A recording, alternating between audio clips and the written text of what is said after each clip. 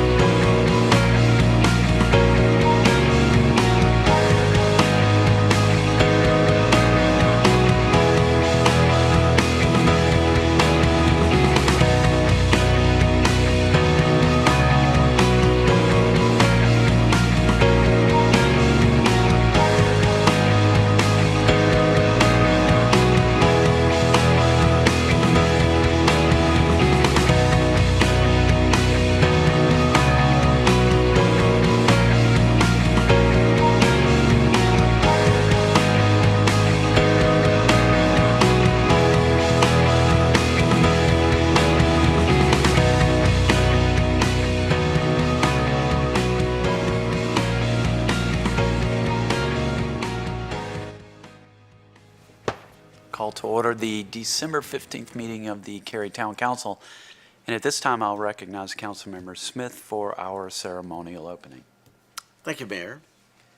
To all watching and those out there, happy holidays, Merry Christmas, and an early Happy New Year.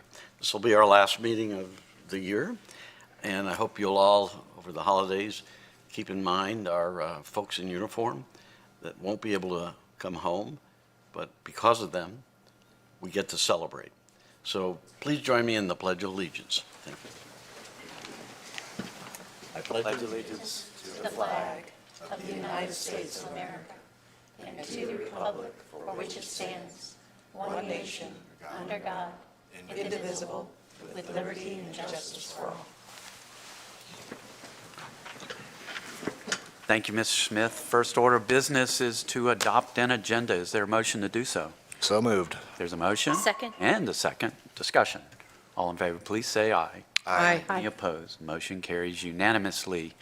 We now move to recognitions, reports, and presentations. And our first presentation is the 2022 Annual Comprehensive Financial Report and presentation of annual results. And our Financial Strategy and Analyst Director, Stacy Tichy, will present the report, and we'll also hear from Cherry Burkert of Cherry Buckert, LLC. All right, what she said. Ms. Tichy. Good evening, Mayor and Council. I'm pleased to join you this evening to present Cary's annual comprehensive financial report for the fiscal year ending June 30th, 2022. I'm joined by Albert Ong of Cherry Buckert LLP, who conducted an independent audit of Cary's financial records. I'll begin this evening by sharing summary information with you, and will then invite Mr. Ong to the podium for further comment. The annual comprehensive financial report documents Cary's financial position and results of operations for a given fiscal year. In this case, we're referring to fiscal year 2022, our most recently completed year, which ran from July 1st, 2021 to June 30th, 2022. The full document is currently available on Cary's website. We've provided printed copies of the auditor's executive summary, which prior to this year you've seen in letter form, as well as the introduction section of Cary's annual report for each council member this evening.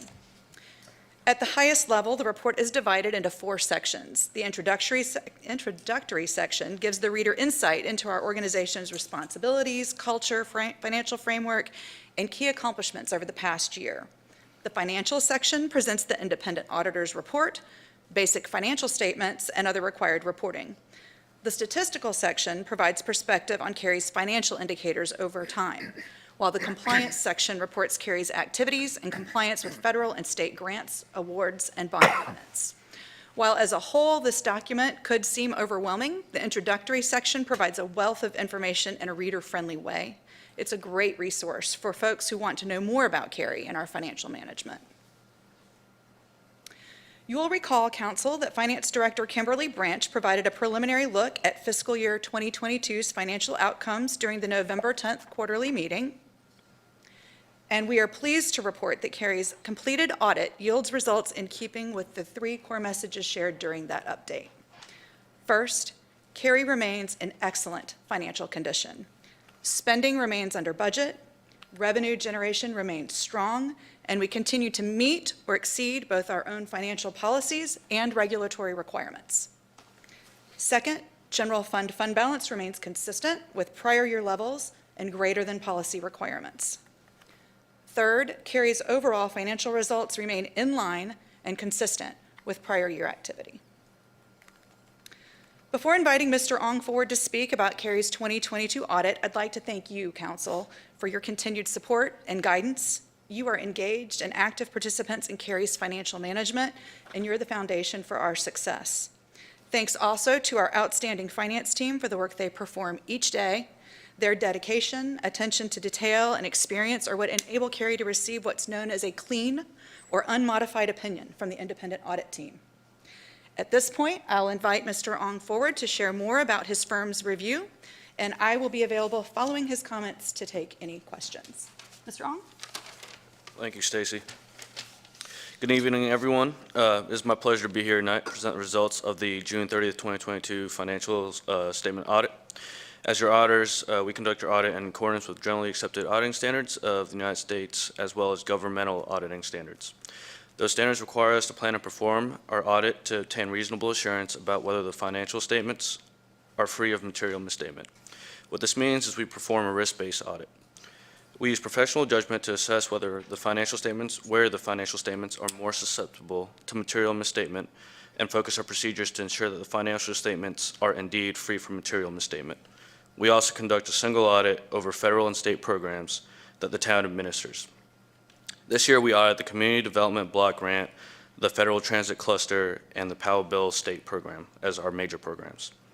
We are required to express opinions on the results of our audit. For the town, we express 4 opinions.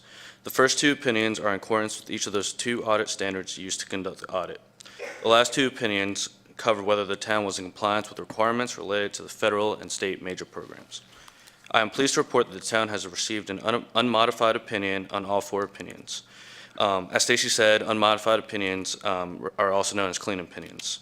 This is the highest level of assurance as your auditors that we can give you over your financial statements, and that they are free from material statement and no internal control or compliance issues were noted. The auditing standards also require us to communicate other items related to the audit. Do that in 2 ways. One through the presentation tonight, and the other through a more detailed presentation to the council that was provided to you in the staff report. There are a few things in that presentation document that we would like to highlight. We would like to confirm that we are independent of the town and maintained our independence throughout the audit. The town implemented GASB Standard 87 related to leases in the current year and was considered to be a significant change in the accounting policies. The letter also identifies a significant amount of estimates, including your financial statements. These estimates include allowance for doubtful accounts, depreciable lives of capital assets, pension liabilities, OPEB liabilities, future claims related to being self-insured, and deferred outflows and inflows related to the pension and OPEB liabilities. There were no journal entries identified as a result of this audit. What this means is that the records and books that were given to us to audit ended up being what was reported, and there was no adjustments that we had to make, and that the finance department has very good processes in place to capture and report all financial activity of the town. Lastly, I would like to thank Kimberly Branch and Jessica Murphy-Rem and their team for their corroboration on this year's audit.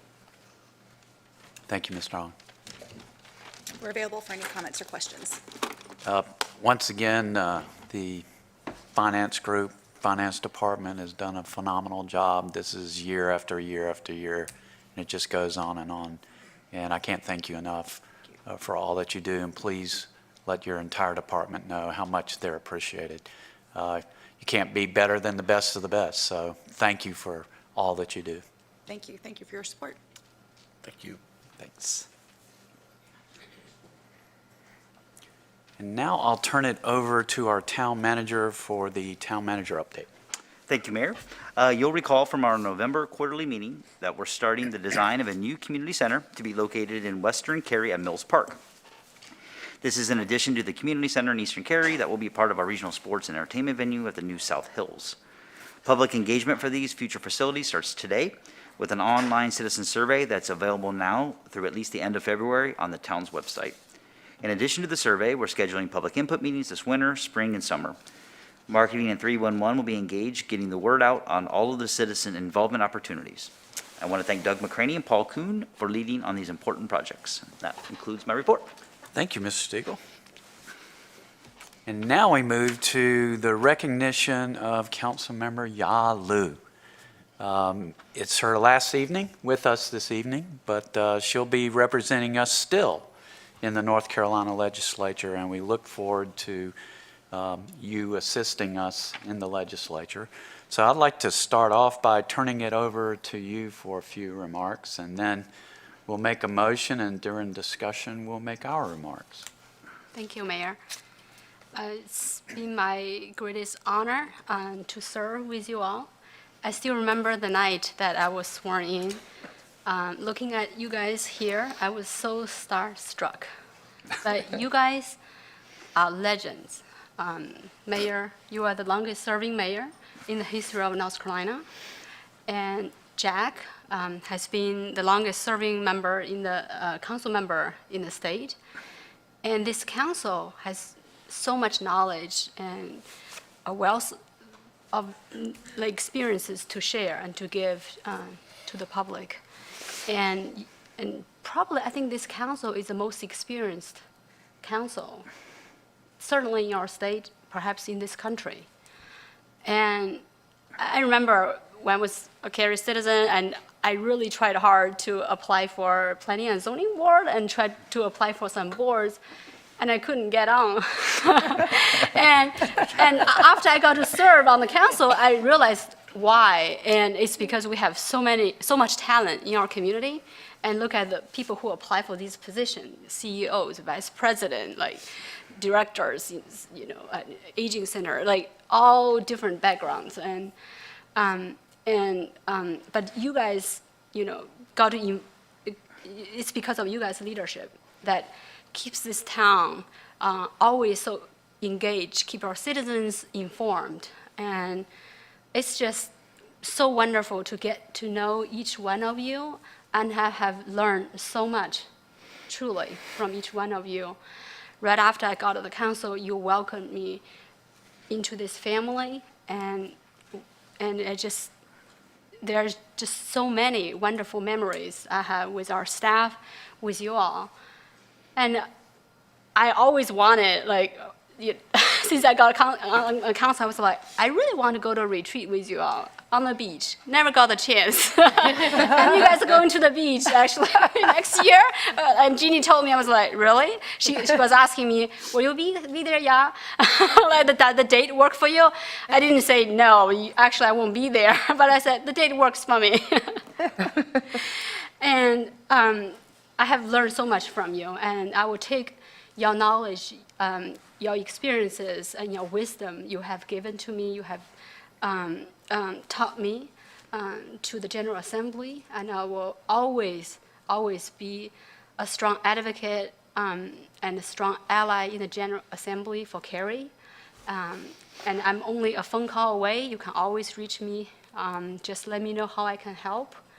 And I have the knowledge, the experience I've gained from this council. I just can't thank you enough. I'm really grateful from the bottom of my heart for the friendship that you guys have given to me, and I'm just so grateful. And I'm just truly honored to get to know each one of you. I mean, seriously, in the history of Cary, and you guys are, each one of you is a legend, is a giant in public service with a huge heart to serve our community. Just thank you. Thank you. And my head's so big, I don't know if I could talk now. You're way too kind. But we're going to do a motion, and we're going to talk about you a little bit. One clarification: longest serving mayor in Cary, not North Carolina. Just so you know. Yet. Yeah. Are we ready for a motion? I think I need to. Oh, yeah, that's right. yeah. You have something to say before we can do a motion. So I That's right. request to resign from Cary Town Council effective December 31st. And I will, Oh, no, just kidding. I will unfortunately move to accept Yalu's resignation effective December 31st, 2022. Is there a second? I'll regretfully second that. So we have a motion and a second, and I'll start the discussion off by saying, I think I met you like 3-4 years ago when I still worked at SAS. And the first question, why are you running? But then I said, what are your passions? I met you before that, but you don't remember Oh. me. That's okay, forgive me. But I remember your passions very clearly. You said, I'm passionate about seniors, and I'm passionate about the environment. And you haven't wavered from that one bit in all the years I've known you. So it's been a pleasure, privilege, and an honor not only to serve with you, but to get to know you as a friend. And thank you for your service, and thank you for being a friend. So I've left a lot of room for others to speak. Oh, okay. Well, since I don't know, everybody's looking this way, I don't know, but. Jump in. Yeah, it's a sad day. It's a sad day, but I remember getting to meet you, and I can say truthfully that we don't always agree, but I've never been challenged in a harder way than with Ya on issues that we chatted about. And one of the things that's exciting about the council is that when we get new people, we have a lot of history here, but we learn a lot from the new folks that come on. And I'm sad that it's only for 2 years, and that because I think there's so much more that we could learn. I also found out she likes beer. She likes dark beer. So you will always have a drinking buddy. I want you to know that.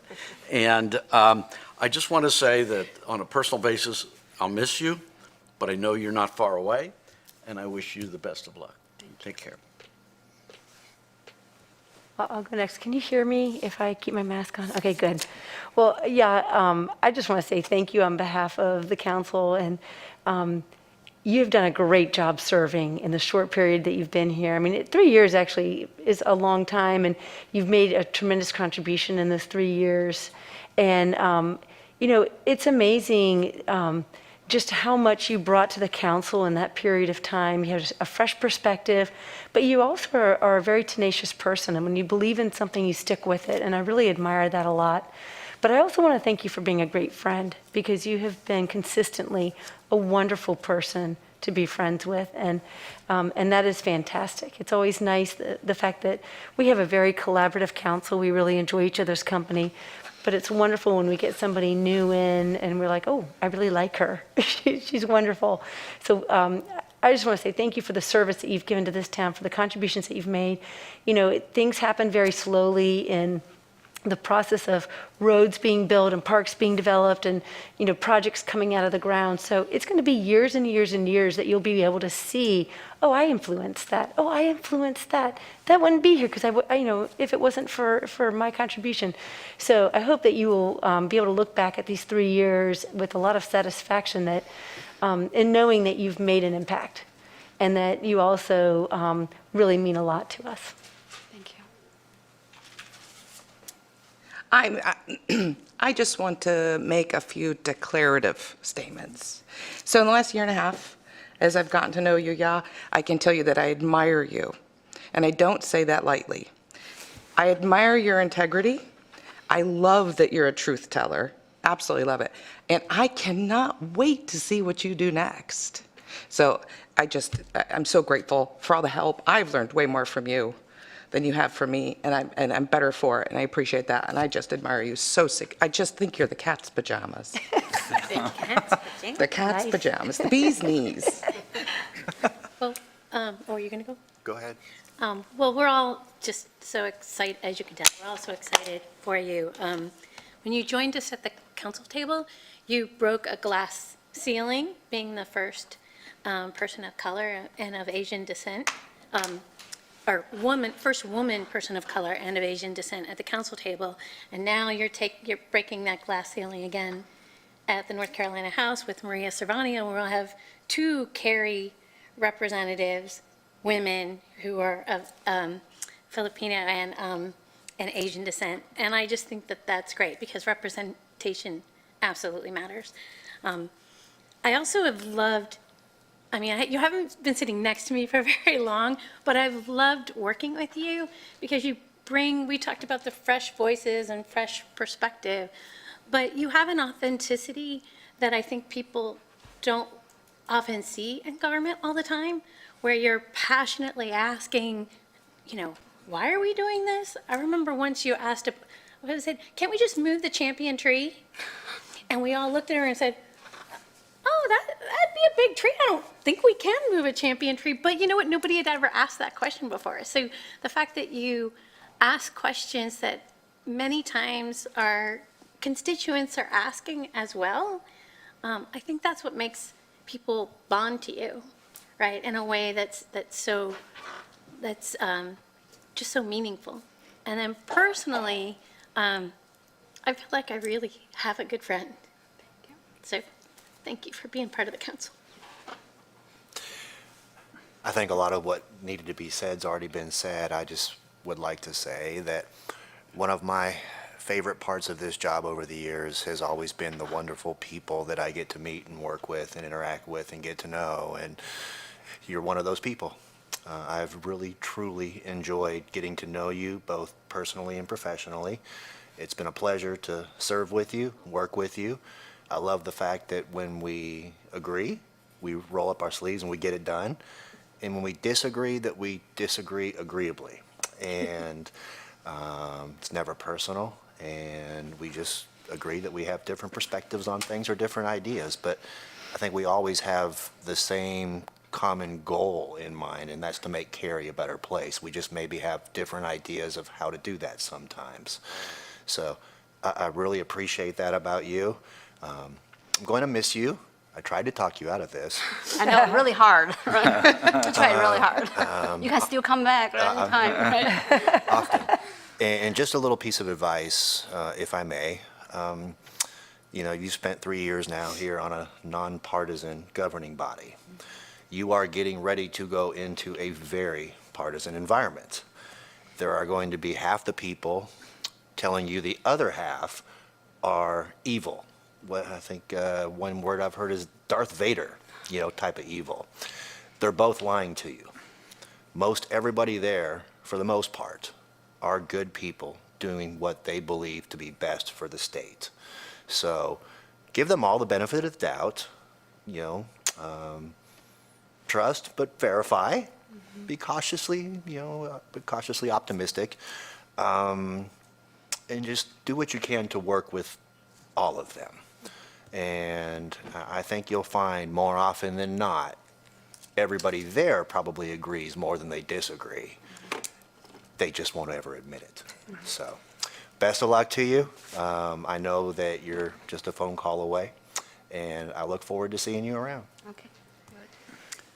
Okay, it's time for the sad motion to be called. The motion to accept Yalu's resignation effective December 31st. All in favor of the motion, please say aye. Aye. Nay. Those opposed? Those opposed? Motion carries unanimously, and we do wish you the best of luck, and we look forward to working with you. Thank you, Mayor. And working with you the rest of the night. You're not going anywhere. Yeah, that's right. Okay, we move to our next item, which is Public Speaks Out. We've included instructions for speaking at this forum on the online and printed agendas. There were 3 opportunities to participate in Public Speaks Out through written comments, calling in, or attending here in person tonight. If you are here in person and would like to speak, I would ask that you take a seat in the rows to my right that are shown as reserved. Public Speaks Out speakers have 3 minutes for their comments, and there's a timer on the podium to help you. It'll start off with a green light. When you have 30 seconds remaining, it turns into a yellow light, and when your time has expired, it turns to a flashing red light. And at that moment, I will interrupt you, not trying to be mean, but trying to be fair to all of our speakers. I thank everyone in the audience for understanding that this is a business meeting. Please do not applaud, make remarks from your seats, or anything else that may distract from our meeting. So having said all of that, now is the time for Public Speaks Out. And I'll call on our town clerk for any call-in speakers or written comments and registered speakers. So no written comments, no registered speakers, nor call-in speakers. Okay, very good. Then I'll open it up to the audience. If you are here and would like to speak at Public Speaks Out, I'd invite you forward at this time. Usually we would say if it's not a public hearing, but we have no public hearings tonight, so you can talk about anything you would like. Mr. Barron, welcome. Anything I would like. That sounds tempting, Mr. Mayor. Good evening, Mr. Mayor, members of the council. Jason Barron with Morningstar Law Group, here to speak briefly about the Macedonia Place rezoning, which is on for discussion. First of all, we're here. My client is here to answer any questions that you might have. So if there are questions that come up during your deliberation, happy to be able to jump in and respond to those the best we can. I did want to highlight a couple things associated with the case. You know, we always try to find a way to make sure that what is being proposed stands on its own. Is it the right use? Is it the right location? Is it the right time for the type of development that we're talking about? I think the Macedonia Place rezoning checks all of those boxes. It's consistent with the Cary Community Plan. Your staff has found that. The Planning Board has found that. It's appropriately conditioned in a way that addresses not only the basics, whether it's permit or buffers and things of that nature, but it also addresses things that are important to this council. It includes 30,000 square feet of community gathering areas, which is 6 times what the ordinance would otherwise require. It includes an 8,000 square foot amenity area in addition to that 30,000 square feet. It also has environmental conditions that are important. It's increased the planting standards for trees. It has active solar that's being developed. And lastly, it's got affordable housing, has workforce housing at 10% of the units. And the last I could tell, I haven't seen a development in a private development setting that has 10% of the units as workforce housing, at least not without some sort of participation from the town with town property or some sort of participation or development from either Habitat for Humanity or some sort of LIHTC deal. And I think that speaks to not only my client's understanding of how important housing affordability is in the community in general, but how important it has been for this council. This council has sent a very clear message about expectations related to housing affordability and what a priority that is. And so kudos to each of you for sending that message clearly, and honestly kudos to my client for being able to respond. So again, we're here to answer any questions, and hopefully you will approve the case as prepared. Thank you. Thank you, Mr. Barron. Next speaker, please.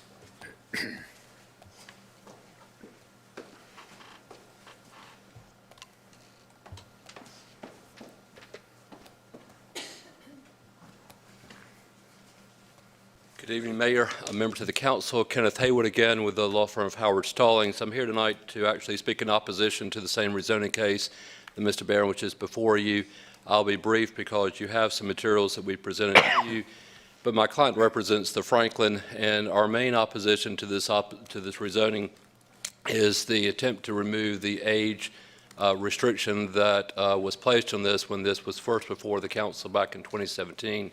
I think the mayor and his comments when this first became before the council in the very beginning of the process said it well, and that is you're removing a condition that is exactly what this community needs. We've pointed out the census data that shows that over the last 10 years in terms of census figures, the need for age housing in the town of Cary is doing everything in terms of going up. We need more units, not less units. And the fact that there is an attempt here to be able to initially have you rezone this for a multifamily dwelling and now say, well, we would prefer to remove that is going in the wrong direction. We think that you do need this. Other communities surrounding you are approving developments with age-restricted housing.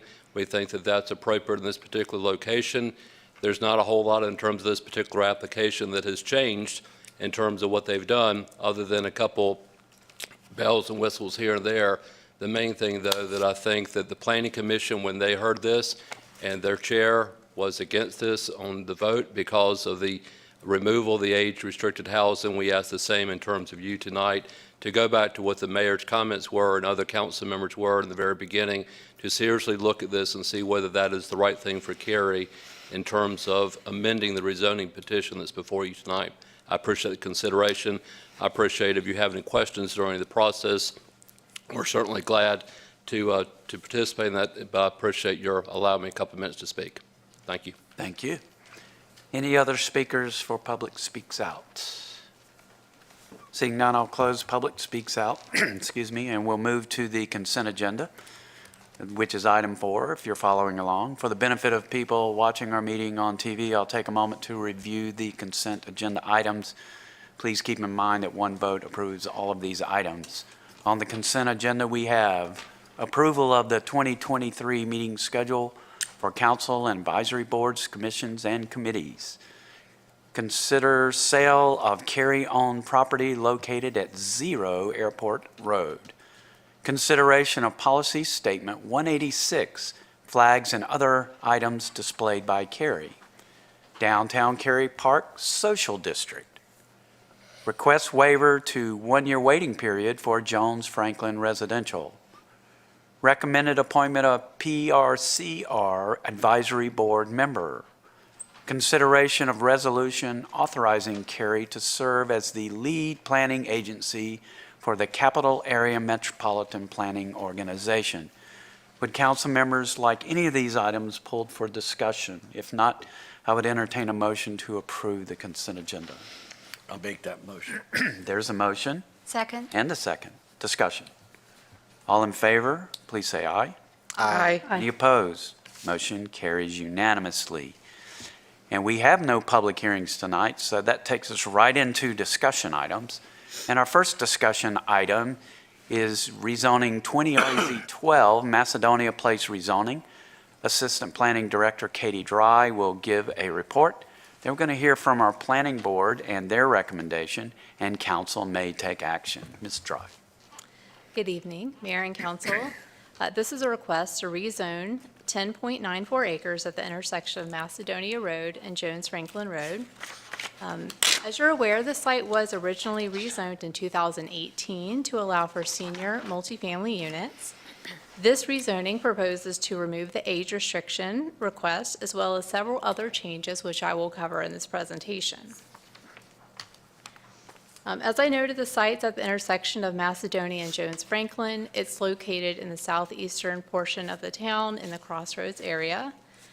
The current zoning is the mixed-use district. The applicants are proposing to keep the zoning at mixed-use district, but to change the associated preliminary development plan.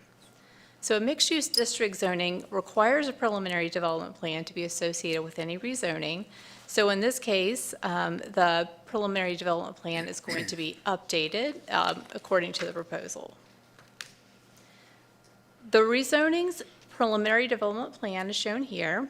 It shows that the site would be developed with one multifamily building. The maximum height proposed is 75 feet. There would be surface parking associated with this development, a stormwater control measure located at the intersection of Macedonia and Jones Franklin Road, and a community gathering area of at least 30,000 square feet, as well as a pad for a future transit stop.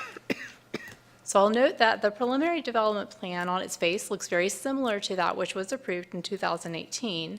So with this next slide, I'll cover some of the key changes. So as you're aware, previously the use that was proposed was age-restricted uses or life care community. This rezoning proposes multifamily use and there would be no age restriction associated with it. The number of units proposes to drop from 250 units to 226. The proposed building height would remain the same at 75 feet. The community gathering area would increase from 8,000 to 30,000 square feet. And the modifications, which were previously shown, would remain the same, and I'll cover those in just a minute. The conditions shown here are the conditions associated with the plan. The conditions shown in green have been added since the public hearing for this most recent rezoning. So the conditions include a proposal to increase the planting size within the streetscape, a variation of roof style and pitch, a proposal for the stormwater control measure to be amenitized with the sidewalk connections and a decorative fountain. The community gathering area would be 30,000 square feet and would contain 3 amenities, which would be selected from a pick list.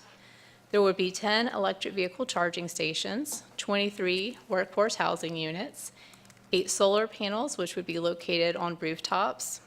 There would be elevator access, interior conditioned hallways, An indoor amenity space, planting standards have been added along the northeastern property line, and a berm proposed within the streetscapes. The modifications are proposed remain the same as previously approved. The applicant's proposing 1 space per bedroom plus 0.1 spaces per unit for visitor parking. They're proposing a waiver from the internal street network requirement and the removal for 1 champion tree. This case was presented to the Planning and Zoning Board in January of 2022. The Planning and Zoning Board recommended that the case is consistent with the Cary Community Plan by a vote of 6-2. The Planning and Zoning Board Chair shared a summary of the meeting and the board discussion points, which I will read into the record. The board chair stated that a majority of the board was in favor of the rezoning.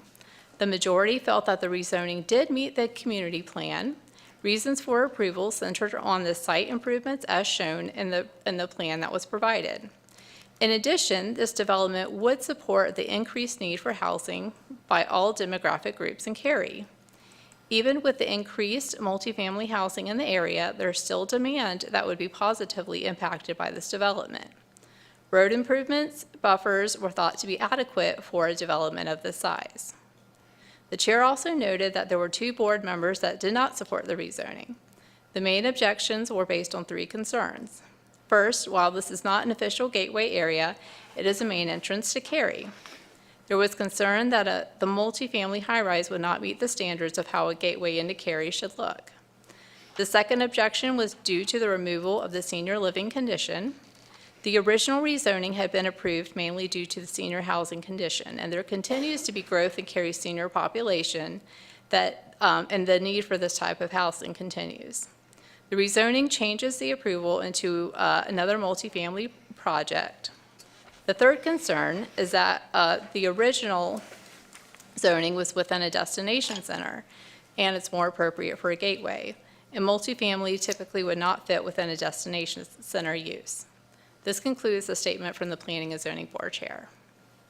Since the Planning and Zoning Board, the applicant added 2 additional conditions. One was a provision for 23 workforce housing units, and another was for the installation of 8 solar panels. Staff's finding was that the case is consistent with the Cary Community Plan and recommends approval. Staff notes that the proposal supports policies from the Live, Work, Shape, Move, and Serve chapters. We also find that the Shape chapter, which designates the site to be within a destination center, the use is generally consistent. The building height and the form are also consistent. We do note that the surface parking and the requested modification to the street network requirement are not fully consistent with the policy recommendations for a destination center. We also find that the Serve chapter is addressed through the provision for solar panels, transit stop, EV charging stations, and increased streetscape plantings. Finally, we note that the commitment to workforce housing helps to address policies from the Live chapter as well as Cary's housing plan. This concludes my presentation. I'm available for any questions, and as you know, the applicant's representative is here as well. Thank you. Okay. Open it up to council members for questions or comments. Anybody? You want me to start? This district. Yeah, why don't you Yeah, go start? ahead. Why don't I start? I tell you what, if this parcel did not already have a rezoning approved, if it were like R40 and what was proposed, then I totally support it. But at the last council meeting, I pledged to support for senior housing, and for me to step away from that just a few weeks later is very difficult for me. So it'll be hard for me to support this, even though I think the improvements to what was presented originally with the senior housing were very substantial, and I'm very pleased if I fail in not getting what I want or what everyone that supports senior housing wants, that we are getting great things like solar, EV stations, a community gathering space that's much larger, workforce housing. That's all very key, and like Mr. Barron said, we made that message very clear, and they listened. and I very much appreciate that. So that's kind of like my comments.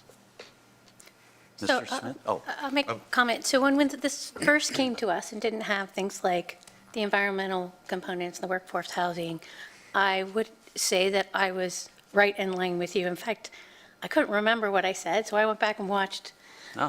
the meeting to see what I said. I And should have done that. Didn't think about it. And actually, there was a conversation between Jennifer and I during that meeting where Jennifer says, well, can't can't seniors live in regular apartments? And I said, yeah, they can, but there are some things that seniors like, doorways that are wide enough for handicap access, sometimes, grab bars and things like that. That come with the apartment, right? And so after I watched it, I thought, well, where am I on this? And you once said, Mayor, tell me the compelling reason that exists for me to change my mind. And I have a compelling reason. And for me, that compelling reason is 10%, which is the highest we've ever been offered by a developer besides our own for affordable units. The significant commitment to EV chargers and solar panels, the changes in and amenities, even the planting standards, there's quite a few of them. We absolutely have a need for age-restricted housing. But seniors also have a need for affordable housing. In fact, the biggest need for seniors isn't just all of those grab bars and all of that. It's really for having affordable units, because many seniors are on a very fixed income. And so it may very well be that this building itself becomes full of many seniors who need to maybe apply for those 23 affordable units. So when I look at the need for age-restricted housing, of which we have a lot, right? We have a lot of age-restricted housing, but we don't have a lot of affordable housing. And that is where we are with respect to a dire need. For me, when I think about your comment that you often say, what is the compelling reason for me to change my mind? Those items are compelling reasons for me to change my mind. Other comments? I'd love to piggyback off of Councilperson Bush's comments.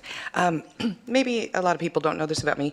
I also studied gerontology. I do hold a gerontology degree. I worked in long-term care. I worked with seniors. That past I try to forget when I lived in New York. And I do, that for me, it's a true passion, right? So I do see the dovetailing, though, of the needs of seniors and the needs of affordable housing, right? So I know when I discussed this with the mayor, I really was compelled to sort of go, yeah, when he was talking about his passion for wanting to really support the needs of seniors. And the same thing, I discussed this with Ya when I had an opportunity. I agree, though, with what Lori was saying. It's so, for me, so compelling to see this project brought with the 4 things that if you gave me a wish list, I'd say I really wish a developer would come and do these 4 things. 10% of the units being held for workforce housing voluntarily is remarkable to me. The environmental, Provisions. the provisions are, there's such a great leap in the right direction being done on a voluntary basis, right? And so for me, there is that sort of the compelling reason, as you were saying. But for me, there is a fair amount of not inexpensive senior living in Cary. There is very little affordable senior living, reserved senior living in Cary. So for me, lumping together, kind of all the folks in the whole wide world who really do need to have someplace that's on the affordable end of the scale, to me, that makes me compelled to support this project, along with the environmental, the environmental considerations that were included. I really quite like it. I love the outdoor gathering space, too. I love that. Yeah. So that's where I stand on it. I have a question, not necessarily just for this project, and to get guidance on future rezoning requests regarding age-restricted development. And I'm just wondering, when they try to take away the age restriction, could the developer offer a condition that will allocate or commit to 20% of the units to be only for seniors? Could they still do that? From a legal perspective? I think that's a great question for Mr. Barron to address. Since we don't do senior housing, I'm not an expert in that. There are federal laws around how you can do age-restricted housing, and so he may have more knowledge than I do. Yeah, so Councilwoman Liu, so the extent of my knowledge related to the ability to offer conditions at all associated with age restriction is from the Federal Fair Housing Guidelines. And those require that for age restricted, you have to have no more, or a minimum of 80% of the units have to be age restricted. Dropping below that 80% to 20%, I don't know if that is allowed or not. It's not something that I've looked into before or been asked to look into before. I just know that the Federal Fair Housing Guidelines require that for age restricted communities, a minimum of 80% have to be either owned or occupied by a senior, somebody over the age of 55. Yeah, so for this development, given the history that originally was going to be age restricted, I would encourage the developer to consider, I'll give preference to some seniors, and so a Sure. good proportion of units can be given to our seniors. Understood. Yep. Thank you. Other comments? Well, my district, and listening to others in the district, I think the feedback I got kind of is microcosm of what's up here. We're getting both perspectives in that. Sometimes I have to reflect back on my own assumptions at times, and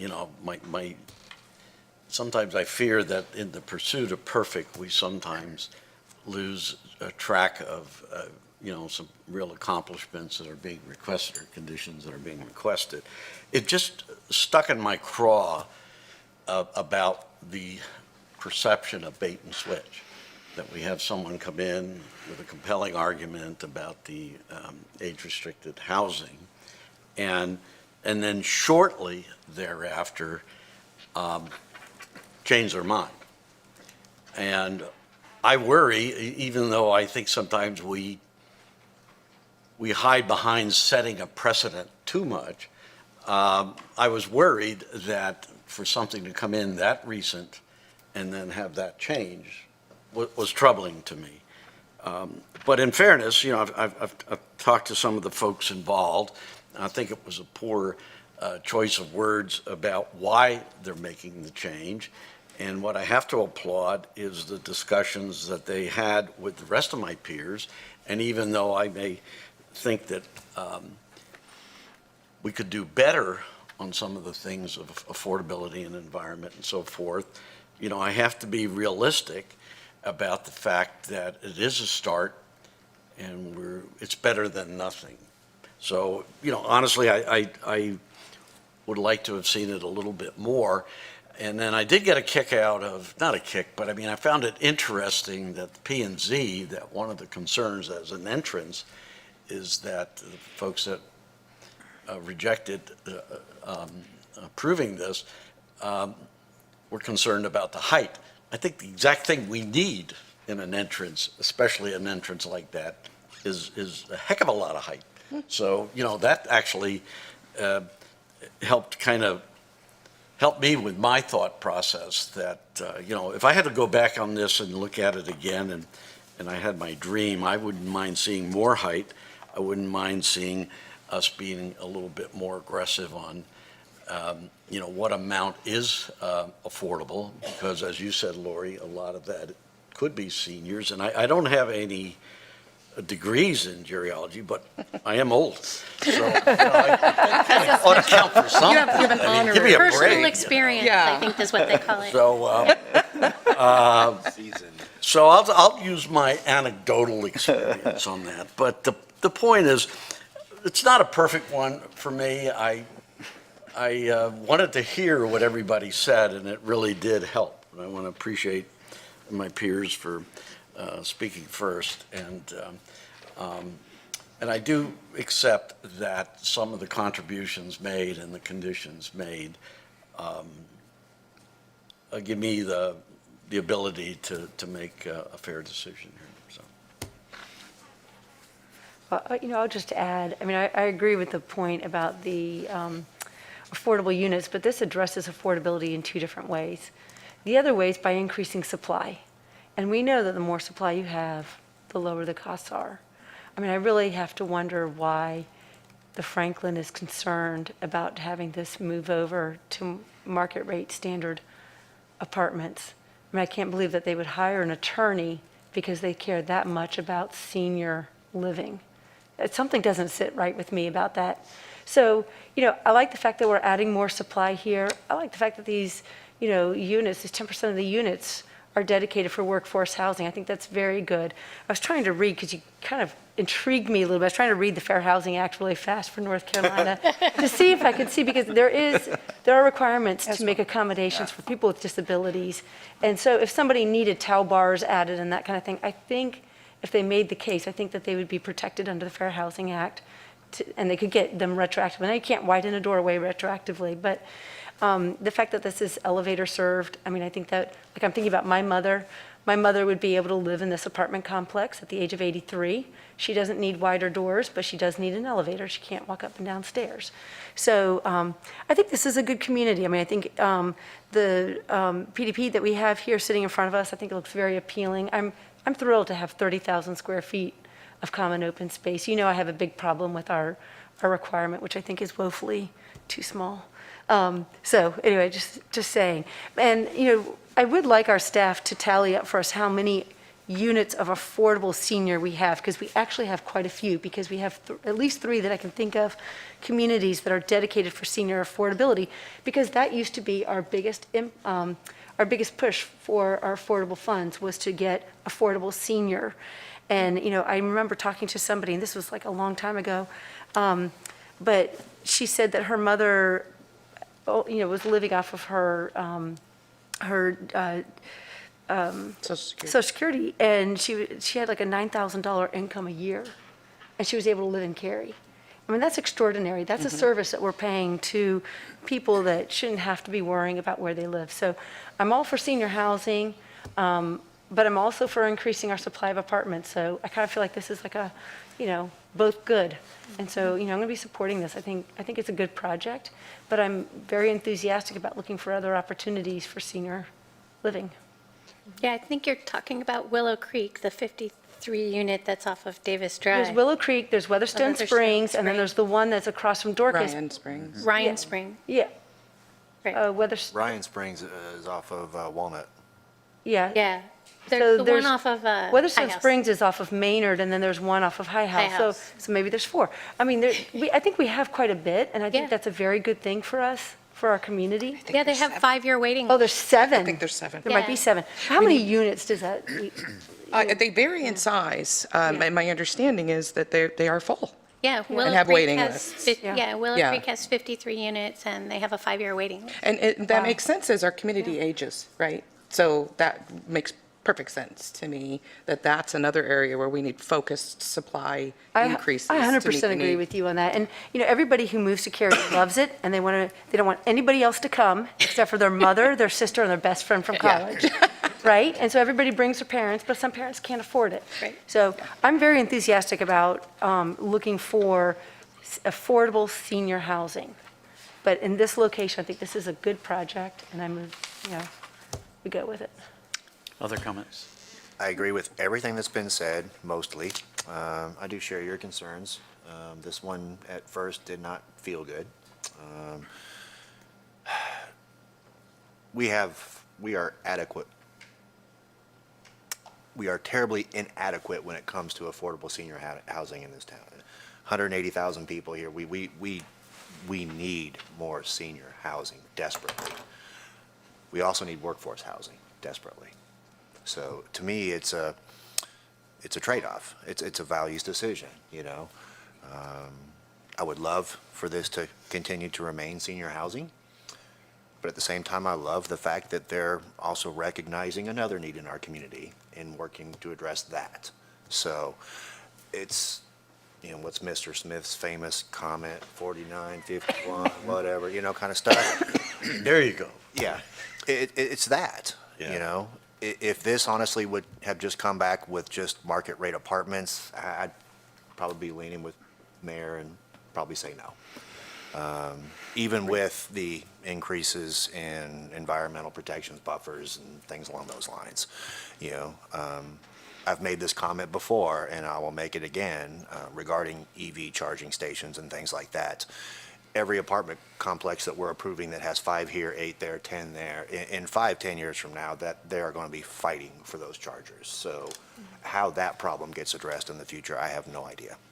And it shouldn't be right that only people that live in single-family homes have the ability to own an electric car, because they'll have the ability to charge their own car. So that's, I think it's something we need to continue to talk about and continue to work on. But, for me, it just comes down to a values decision. Can I support this, having that workforce housing component? As Bush said, 10%, that's significant. Yes, I can. But do I wish it was still saying senior housing? Yes, I do. And then to your question, why is the Franklin opposing it? We can talk about that one afterwards. But, so anyway, I will support the request. Any other comments? All in favor of the motion? Well, we haven't made a motion, have we? No. Oh, I thought we did. So I was going to make a motion. No. Sorry. I'll move. How about a that- motion? Yeah, I'll move that we adopt the following documents attached to the online agenda and the statement of consistency for 20 REZ 12 and the rezoning ordinance 20 REZ 12. There's a motion? Second. Second. Discussion, further discussion? All in favor of the motion, please say aye. Aye. Those opposed? No. 6-1. Thank you, Ms. Dry. We now move to our second rezoning and third rezoning. We're going to take those together. So if you're following along, that's 22 REZ 05, number 5 rezoning, West Chatham and Old Apex, and consideration of the number 5 mixed-use downtown development project. Oh, you're up again. Katie Dry will once again present the report about the rezoning. Then we're going to hear about the Planning and Zoning Board's recommendation. And then we'll have Economic Development Director Ted Boyd come up and present the developer agreement, and council may take action this evening. Ms. Dry. So this is a request for a rezoning at Old Apex Road and West Chatham Street. As you may recall, this public hearing was held originally in April of this year, and tonight is before you for final decision. I will provide an overview of the request, followed by Mr. Boyd, who will present the development agreement. The subject property is in downtown Cary between Old Apex Road and West Chatham Street. 602 West Chatham Street is the former site of a Citgo service station and Grocery Boy Jr. The building was removed last year, and the canopy was also recently removed. 523 Old Apex Road was previously an automotive repair facility. The irregular shape of the property, considerable road frontage, and former automobile-oriented uses are all factors that make this site ripe for redevelopment. Cary's future growth framework map identifies the property as being within downtown Cary special planning area. And within that, we note that the downtown is divided into several sub-areas. And this site is within an area identified as West Chatham Gateway. This area recommends housing and small-scale commercial uses, building height of primarily 2 to 3 stories, but they may be taller depending on the site context and the opportunities for cohesive development patterns. This area also highlights the opportunity for redevelopments. The subject property is also located within Cary's Business Improvement District, established to encourage property redevelopment and investment by private sector focused in the core of downtown. The existing zoning is Town Center MXD, a district that supports a broad range of commercial and residential uses. The applicant is proposing the general zoning district of Town Center HMXD. This district is similar to MXD in terms of permitted uses, but allows for a taller building height of up to 65 feet. Here are a few examples of some of the uses that are allowed by right within both the MXD and the HMXD districts. Some of these also require a special use permit. We would like to note that uses such as vehicular fueling station, car wash, or vehicular towing and storage are not permitted in either of these districts. And since it's been over 180 days since a service station operated at this corner, the LDO would not allow that use to be reestablished. The two districts are also similar in terms of density and dimensional requirements.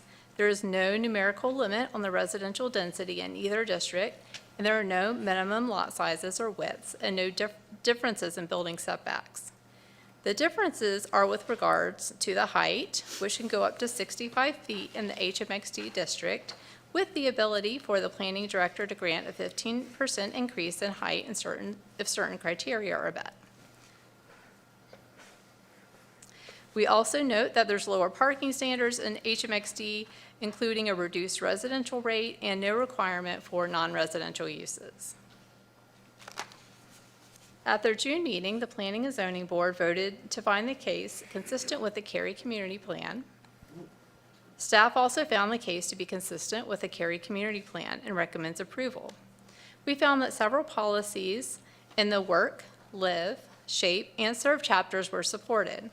We also found that the rezoning met policies of the downtown special planning area by providing an opportunity for redevelopment while allowing for a range of uses.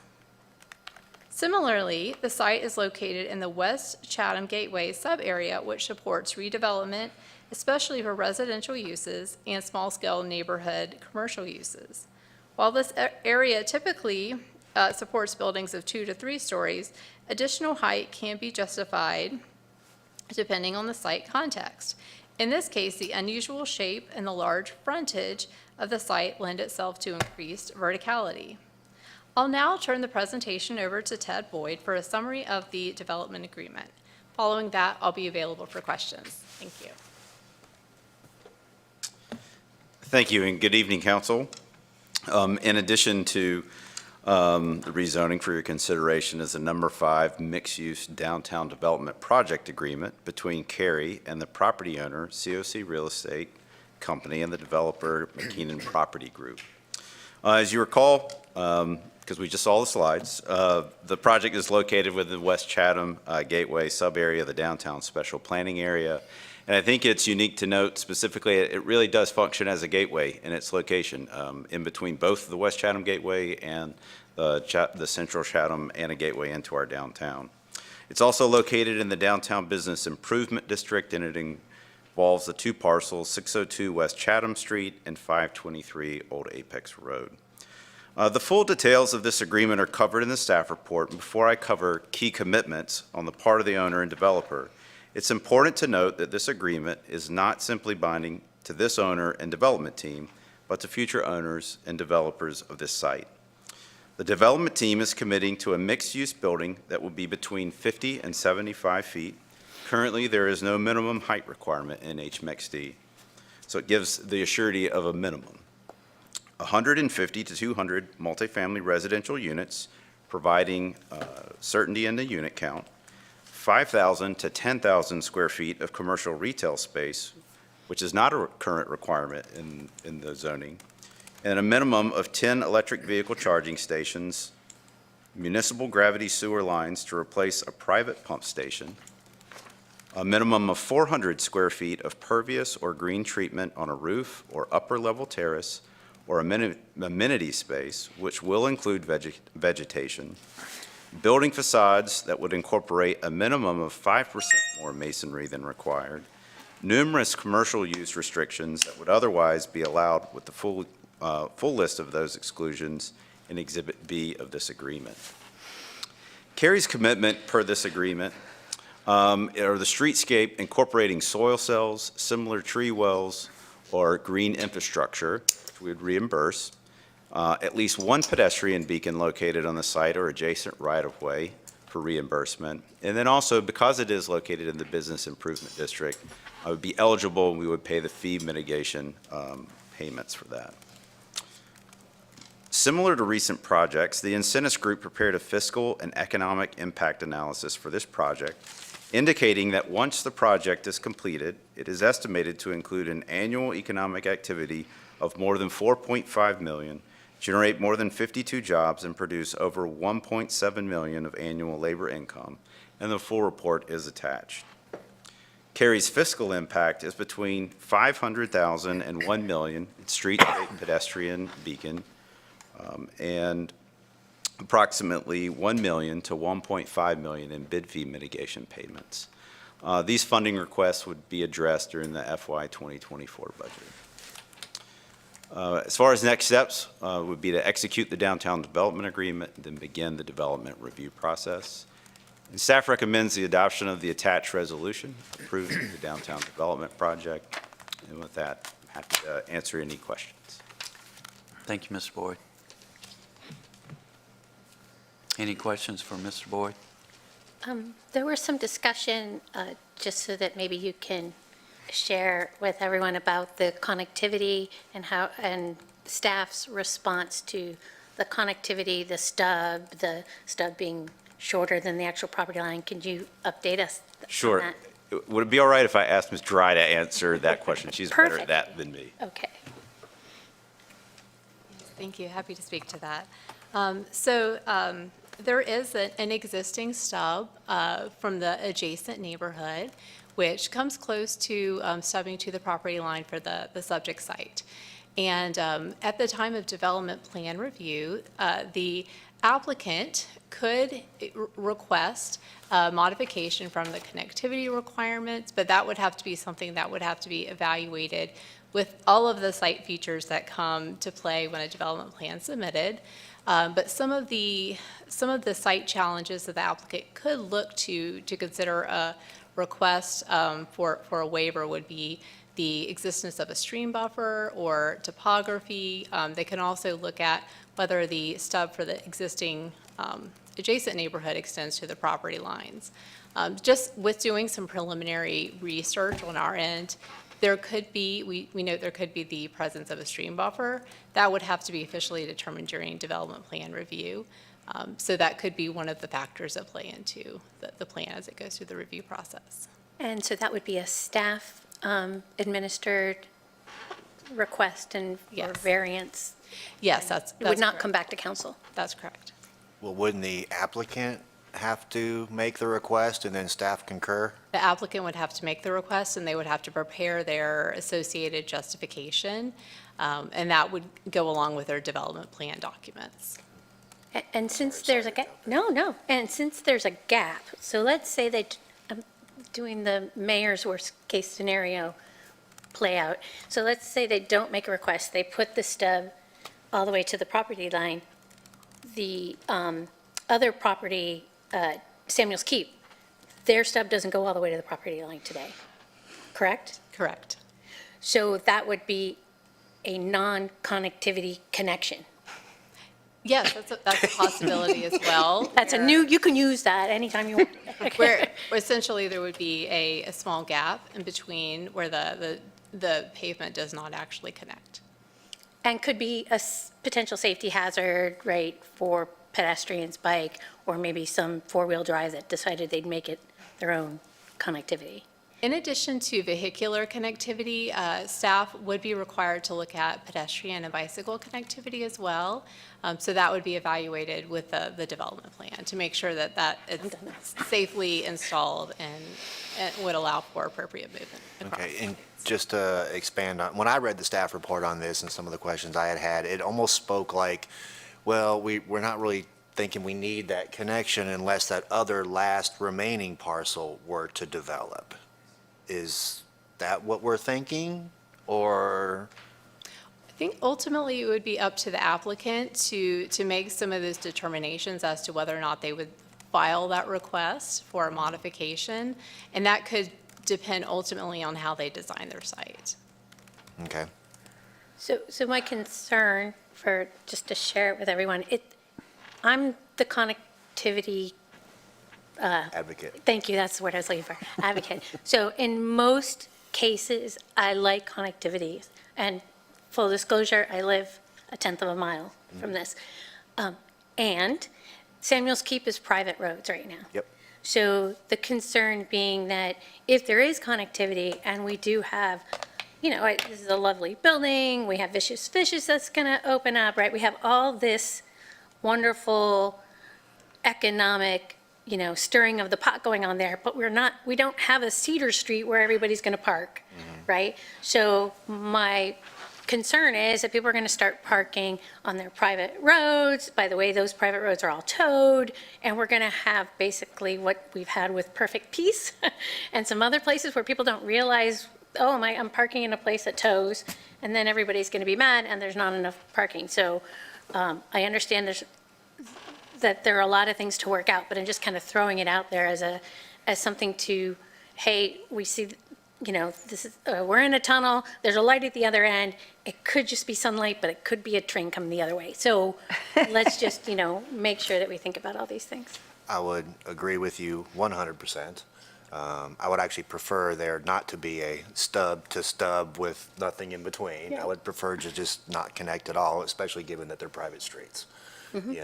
Because then at that point, we are opening the door. Okay, now is the town going to go ahead and take all that over? And then that's not something that the residents who live in Samuel's Keep bargain for Right. either. Right. They're not asking to be taken over. Right, we need a, Wait, can you say that I'm sorry, I didn't hear that last thing you just said. You do not want the two roads connected? I don't. The proposed development will already have two access Yeah, I points get without that. this. Samuel's Keep, all their streets and their network in there are privately maintained. So if this were to be connected, not only would there be increased traffic and the wear and tear that comes with that, but you would also possibly, as Ms. Bush pointed out, get overflow parking and stuff into their community that they didn't bargain for. Well, that's kind of life in a downtown environment. yeah, but they have private roads, so for them, I'm going to play devil's advocate on this one. Go ahead. Okay, Say your- that's fine. no, your but part. for them, today, they pay for all the maintenance of their roads, right? So I would love to see, since we're throwing out every possible opportunity, what it would take to bring them into our private road pilot that we're looking at. I would love to see a plan as we move forward, maybe providing pedestrian access across there so that everybody that lives at Samuel's Keep can easily and quickly walk there without walking all the way to the sidewalk that doesn't exist across the street, right, up and back. Pedestrian access and bike access, until we figure it out. I don't want to put a financial burden on that community, a private community with private roads, with all of this extra, right, by the way, they tow even their own neighbors when they park on the street. So I just say that we should enter this slowly, have discussions with them, and see if there's some mutually accepted way to move forward. But I do like connectivity. I think Okay, I long term. want us to be very careful because we have a lot of communities that are townhome communities with private streets, with stubs that have been put in with the intent to extend those stubs. We don't put a stub in, we don't ask the developer to put in a stub unless we intend for it to go somewhere someday. So I want us to be very careful about this because we have a lot of communities, and I don't think it's grounds for not connecting just because it's a private street. When you buy into a home, you buy in, and you buyer beware. You have to understand what all the conditions are when you get into it. And so the reason why we have signs that say future extension is because about 15 or 17 There's years not ago. one there, just so you know. Okay, well, there should be. But the reason why we put them in the first place is because I was over in that Somerset community in Western Cary, and the guy was like, there's a new neighborhood coming in, and they're going to connect that stub. And the guy was like, I never once thought about why this stub was here. And I said, you bought a $350,000 house, and you never once thought that that stub would go somewhere. Why didn't we cul-de-sac it? Why did we even put it there in the first place? So there's a reason why it's there. People should know when they look at a stub, that's going to be a connector to something someday if the land adjacent to them develops. So if we don't do a connection stub to stub and get this thing connected for vehicular passage, then we ought to go in and obliterate the stub and turn it into just a pedestrian path or something. But I don't want in perpetuity us to be creating a stub that just sits there where somebody parks his car at the very end or whatever, and it's this ugly thing. Well, we fixed that already because we don't allow private roads anymore. Well, I know that. So But this we one- I mean, do, but we we made do some have fixes. stubs. Yeah. We put in stubs everywhere, and we have, we just recently said no more private streets. Right. I don't know what the count is, but I'm sure it's in the many dozens, if not over 100, stubs of private streets waiting for something to connect. Mr. Stigall, you have anything to add? Yeah, just for the benefit of people watching, I know the council's aware, there are always a lot of issues that will get worked out in site plan development. It's actually the two pieces, and I know it doesn't feel that way to us, but the more complicated part. And we have a really long track record of working these issues out successfully. And so I'm very confident that we're going to come up with a really great solution for this. So am I. Yeah. And I love the idea of, at least for now, making it a pedestrian, bicycle, ped, whatever type of connection. And then if at some point in the future that we find we need the vehicular community, then we can maybe add it. But I don't know that now is the right time. Well, I just want to make sure we're clear. No matter, unless they ask for a variance, the road will, they will stub to their property line, correct? Correct. And the other road is already stubbed about 5 or 6 feet, that I could tell, up to the property line. So there will be a gap. And who fixes that gap? So, so ultimately, yeah, there could be a gap until at some point in the future, if, if it's identified as a project that could be filled in, then, it could be a town project in the future, but there would just have to be a lot of circumstances and coordination with our transportation department. Ms. Dry, how did that happen in the first place? Why didn't we require them to stub all the way up to their property line? Was it because there was an environmental restriction? There's something like a creek or something, so they didn't have to?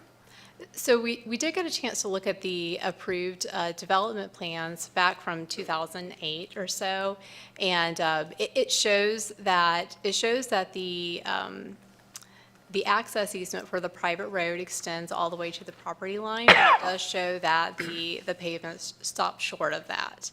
And there's no clear indication as to why that is. We do believe there possibly may be a stream feature that runs along that property line. That could be part of it, but we were able to verify that at least the right-of-way, or not the right-of-way, but the easement, because it's a private road, extends to the property line. Okay. That to me looks like it was our shortcoming because we didn't mandate that road go all the way to the edge. Now, if there's some environmental standard that for some reason we don't understand, there's a condition there. But we should have made sure that stub went all the way up to the property line. I wonder, well, I'm just thinking out loud, I wonder where else that happens, especially in communities that are as old as this one. If I could also add, in generalities, sometimes when a road is stubbed all the way to a property line, it does require the developer to get access easements or construction easements from that adjacent property, because bringing the road all the way to the property line could require even some temporary site impact. So that could have been one of the factors. That's just speaking more in generality, so. That makes sense. I liked your comment earlier, Jennifer, about somebody purchasing and not seeing the stuff. Because in that same time frame, we had dozens and dozens over in, right off 1 and 64.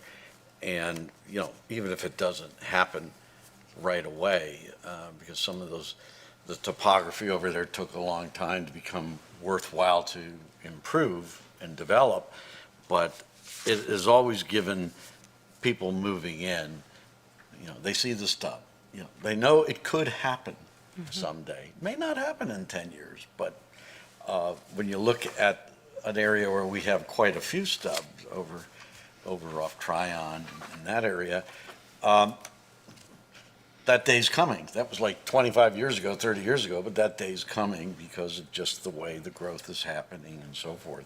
So I don't want us to sacrifice anything that masks the potential of future connectivity. Connectivity is one of those where it's like Star Trek. You got the ideal, and then you got Mr. Spock with all the details. Engineers love connectivity because it kind of spreads things out. The problem is it spreads it out into cul-de-sacs and places that are key to our quality of life. A lot of people like the fact that they don't have that connectivity, and they would rather have the choice of pouring out into some main areas and have more congestion there. It's not a debate we're going to win at the table here. I just think we have to be prepared to look at them on a case-by-case basis. And if there's any thought at all that these areas may connect, then I think we're doing a service to the community by having the stubs. So, it's maybe not totally relevant to this one, but I don't want us getting lost in that discussion as we look at this. They will be, like all private townhome streets, they'll be getting an opportunity to come into the town's network. That's right. And to be the burden of having to maintain those, which are significant, removed from them. But to do that, they'll have to be a connection, be a part of that. Also, too, they also get enhanced response times as well. So, and in our initial conversations, although there's been some haggling about the price with some of the private networks, the citizens are, initial responses, they're liking the idea of becoming private or public streets. So the concept is going over really well. We're going to report on that more officially in a couple months. But I would think Samuel's Keep would be one of those neighborhoods that would really like, how about we pay for your streets to be repaired in the future? So again, I'm really, can see the council's passionate about this topic, and rightfully so. Connectivity is important. I'm confident we're going to be able to find some good resolution here. This is a very important corner for downtown, and I want to thank the developer for working with the town on this development. And it's just wonderful to see the downtown is being transformed little by little, piece by piece, corner by corner, and this is the corner. Like, I'm pretty much looking forward to seeing it coming into life, and I look forward to supporting this project. Other thoughts, comments? Well, the only thing I wanted to share, and I know that I've met with you, Ms. Dry, and the developers, and other, email communications, because I raised some concerns about the parking, right? And I thought it might make sense for those to be addressed now, because I know a lot of people are really, they're kind of tuned into that. I'm also a downtown resident. There's places in downtown where you can easily park a car on the street. There are places where you cannot safely and easily park a car on the street.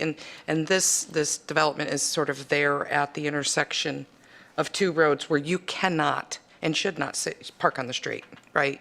So that combined with this zoning having a one spot per, one parking space per dwelling unit minimum, as you and the team explained to me, I think addressing that and just, openly kind of chatting about that as a group so that everybody can understand why staff feels confident that when this is developed, it won't have inadequate parking to help the nearby neighbors really, and us, feel better about it. Put you on the spot a little bit if you don't mind. Yeah, absolutely. So as you noted, the parking requirement in the HMXD zoning district is one space per dwelling unit. There's no minimum required for non-residential uses. That's the minimum. When the site comes in for a development plan, typically we'll see a developer propose what they believe is appropriate and what the market would bear for parking, and then we would take that number, compare it to our ordinance, and work with them to kind of take it through the process. So there would be a thorough review during the development plan stage. And if I could just add to that, when you have decks and you're doing urban design, you don't have to have one space that's fully dedicated 24-hour, 24/7 for one particular singular use. It's maximizing the decks It's being able to use those decks, those spaces when, say, the residents are gone during the daytime so that retail uses could use. So it is a very good management process that helps to be able to make that deck a shared deck and an efficient use within that. I know that that's an important part of this development, to be able to do that. And a piece that we're learning with our own deck at the library and seeing a lot of different shared uses come in.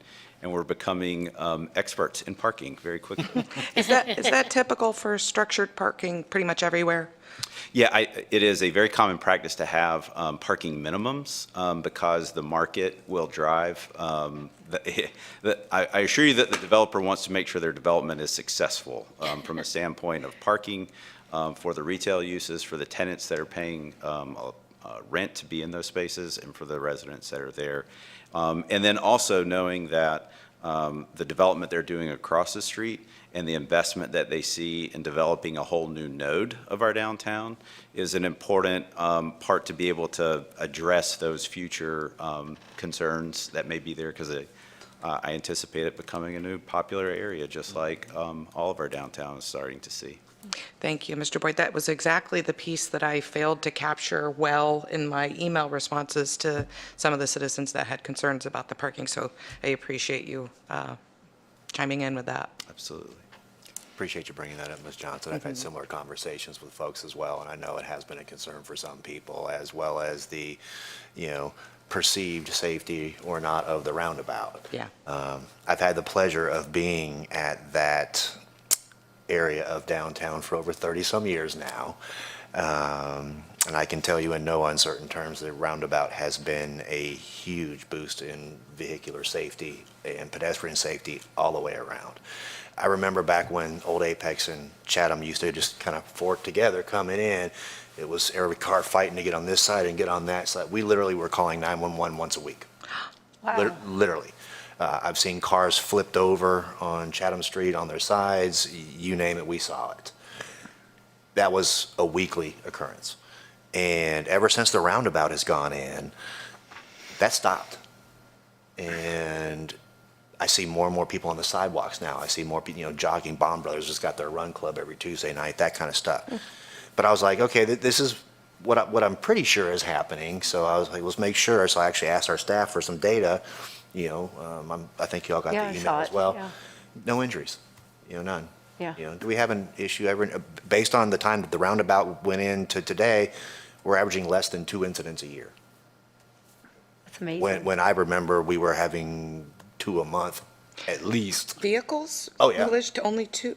Oh, wow. It's fascinating. Now, there are a lot of people in our town that still need to learn how to use a roundabout. That you don't stop and wait for nobody to be in it before you go. I mean, we're making progress, but we still have that.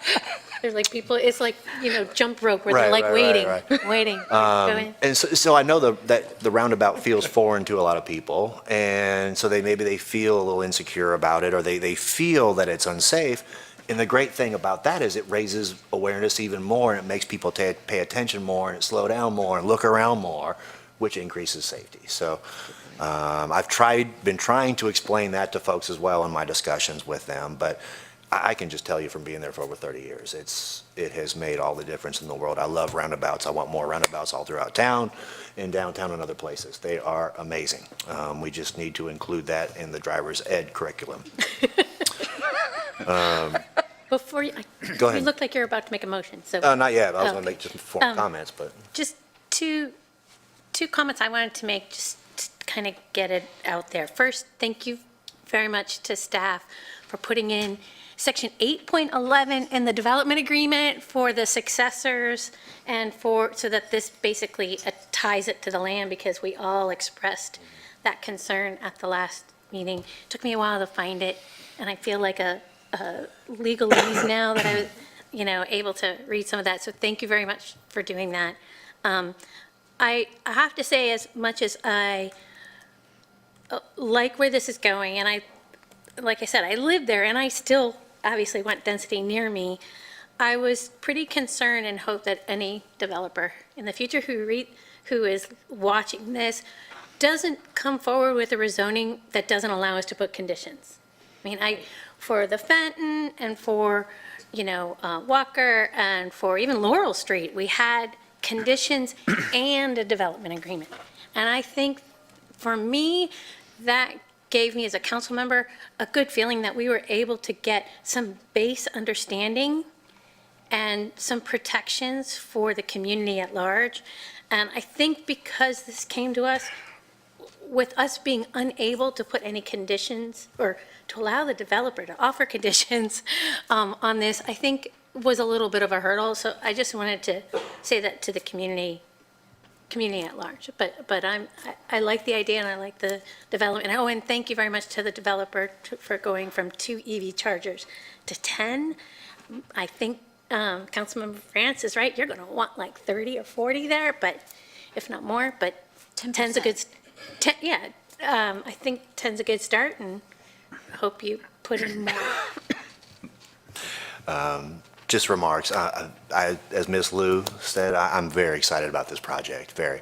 I remember years ago when we were talking about the Business Improvements District, and we were kind of focusing on the Chatham and Academy, area right there, and looking at downtown just as that one little area. And I kept going, no, downtown is so much more. It's beyond that. We need to go further and extend, because then we can have things happen here, and everywhere else, and not just trying to force it all in one little area. And here we are. And it's happening at both ends, and it's happening on both ends of Academy, and it's, because downtown is so much more just in that one signature intersection that we have, that we've also got amazing things coming for that as well.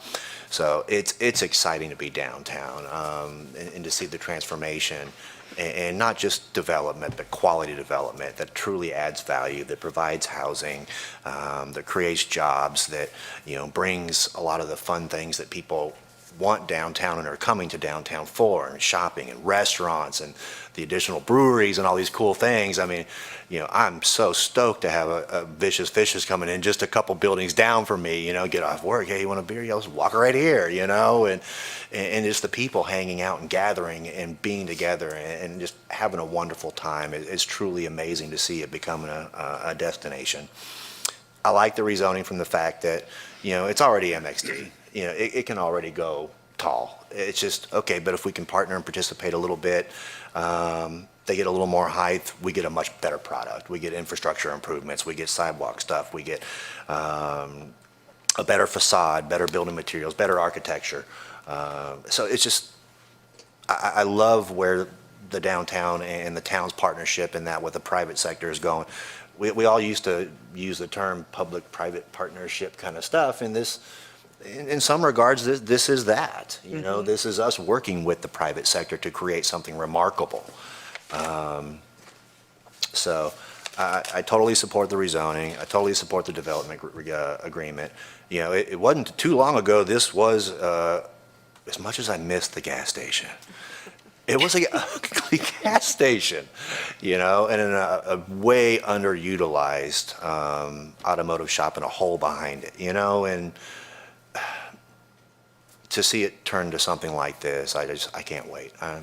I keep joking with my wife, I hope I live long enough to see all this stuff happen, but it's exciting. I applaud you and all of our staff for all your work on this stuff. I know this has been a lot of work, a lot of time has gone into that. I applaud the applicant for their willingness to work with us. I know at one point they were just looking at kind of redoing the gas station and rebranding and open back up, and we're like, but it could be so much better.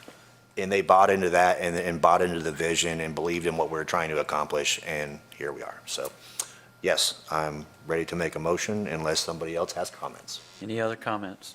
Have at it. All right. I'll make a motion that we adopt the following documents attached to the online agenda, that the Statement of Consistency for 22 REZ 05 and Rezoning Ordinance 22 REZ 05.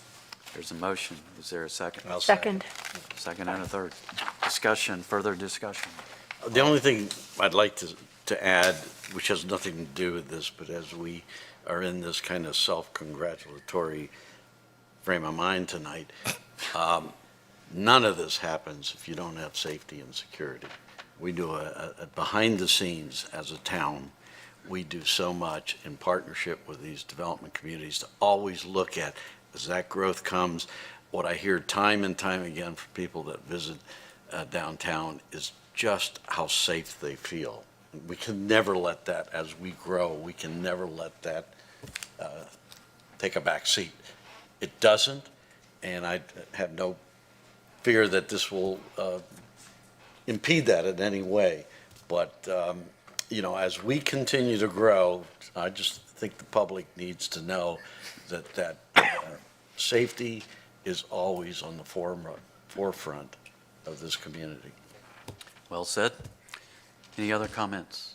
All in favor of the motion to approve the rezoning, please say aye. Aye. Aye. Any opposed? Motion's unanimous. You'd like to follow that up with Yep. a motion? I move that we adopt the resolution attached to the online agenda authorizing a downtown development project agreement for the number 5 mixed-use development.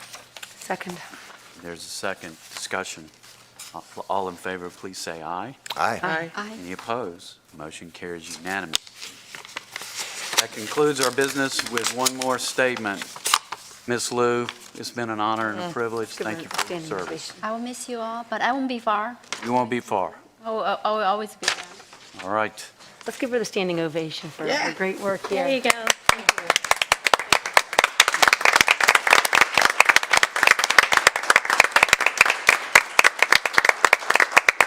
And with that, meeting adjourned.